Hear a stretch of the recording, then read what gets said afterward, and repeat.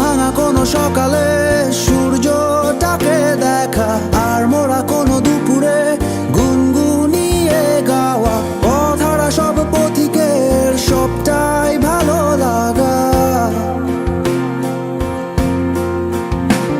আর জানালার ওই কাছটায় থমকে থাকা বৃষ্টি, অলিখিত সব